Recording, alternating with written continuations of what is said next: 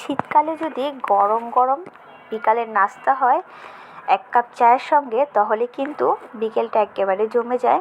তো আজ কিন্তু এরকমই একদম গরম গরম ক্রিসপি আমি আলু দিয়ে সমুচা তৈরি করেছি। এটা খেতে কিন্তু দুর্দান্ত ছিল, আর 1 কাপ চায়ের সাথে তো অসাধারণ লাগছিল। তো হ্যালো এভরিওয়ান, আসসালামু আলাইকুম। সবাই কেমন আছেন? আশা করি সবাই ভালো আছেন।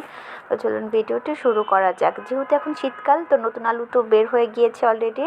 তো আজ কিন্তু আমি নতুন আলু দিয়েই এই নাস্তাটা তৈরি করব। তার জন্য দেখো, আমি আলুটাকে সুন্দর করে পরিষ্কার করে মাঝখান থেকে কেটে তারপর সিদ্ধ দিয়েছি। আর এখানে আমি আটা যে আটাটা সুন্দর করে একটা ডো তৈরি করে নিচ্ছি, যে আকারে আমরা রুটি পরোটা খেয়ে থাকি সেরকমভাবে একটা ডো তৈরি করে নিয়েছি, একদম ময়াম করে। তারপরে ছোটো ছোটো লেচি কেটে নিয়েছি। তারপরে এই ফাঁকে কিন্তু আমার আলুটাও একদম সেদ্ধ হয়ে গিয়েছে। তো এখন একটা কাঁটা চামচের সাহায্যে আমি সবগুলো আলুকে কিন্তু একেবারে ম্যাশ করে নিব। তো ভালো করে কিন্তু আমি আলুটাকে একেবারে ম্যাশ করে নিয়েছি। তো এখন আমি এখানে পেঁয়াজ কাঁচামরিচ এগুলি কেটে নিব। তো দেখো, আলুটা কিন্তু ম্যাশ করা হয়ে গিয়েছে। তো পেঁয়াজ কাঁচামরিচ কাটা হয়ে গেছে। তো এখন সেখানে সবগুলো উপকরণ আমি এক এক করে অ্যাড করব। তো প্রথমে আমি বেশ খানিকটা কাঁচামরিচ কেটে 3-4টা হবে আর কি, সেই কাঁচামরিচ আমি ফালি করে দিয়েছি। আর পেঁয়াজ আমি কেটে দিয়েছি একদম পাতলা পাতলা করে কেটে। তারপরে বেশ খানিকটা ধনিয়া পাতা দিয়েছি, তারপর একটু চিলি ফ্লেক্স দিয়েছি, পরিমাণ মতো লবণ। আর এখানে 2 চামচ আমি চাট মশলা ইউজ করেছি এখানে। তো এই অল্প উপকরণে ঘরোয়া উপকরণ দিয়ে আমি নাস্তাটা তৈরি করব। তার জন্য ভালো করে এই মশলাগুলো দিয়ে এখন আলুটাকে এই মশলার সাথে ভালোভাবে মাখিয়ে নিতে হবে। মাখানোর সময় চাট মশলার যে ফ্লেভারটা, সেটা কিন্তু খুবই ভালো লাগছিল। তো দেখো, রুটির মতো করে একটা পাতলা করে আমি একটা রুটির মতো তৈরি করে নিয়েছি। তারপরে আলুর যে পুরটা তৈরি করেছিলাম, তো আমি 2 চামচ দিয়ে এখন চামচটা দিয়ে আমি একটু চারো সাইডে ছড়িয়ে দিয়ে দিব।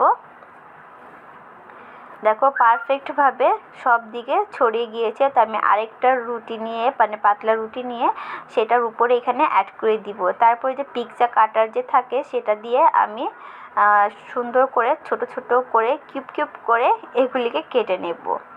তো আমি প্রথমে লম্বা লম্বা করে নিয়েছি। তারপরে এখন আবার সেটাকে আবারও আমি টুকরো টুকরো করে কেটে নেব। দেখো, একদম ছোট ছোট পিস করে কেটে নিয়েছি। তারপরে আস্তে আস্তে খুলে একটা একটা করে খুলে কামরাঙ্গা আকারে একটা শেপ দিয়ে নিলে কিন্তু নাস্তাটা কিন্তু হয়ে যাবে।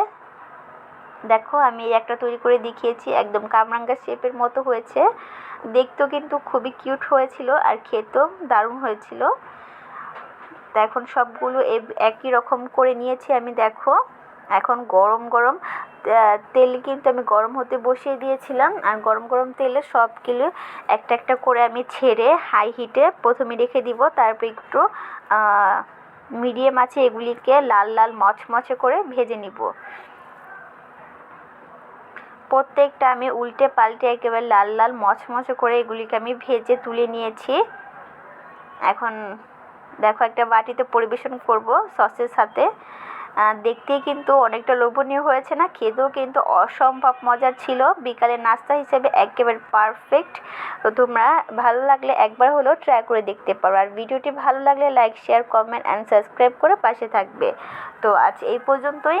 আবার অন্য কোনো ভিডিওর সাথে নিশ্চয়ই দেখা হবে। আল্লাহ হাফেজ।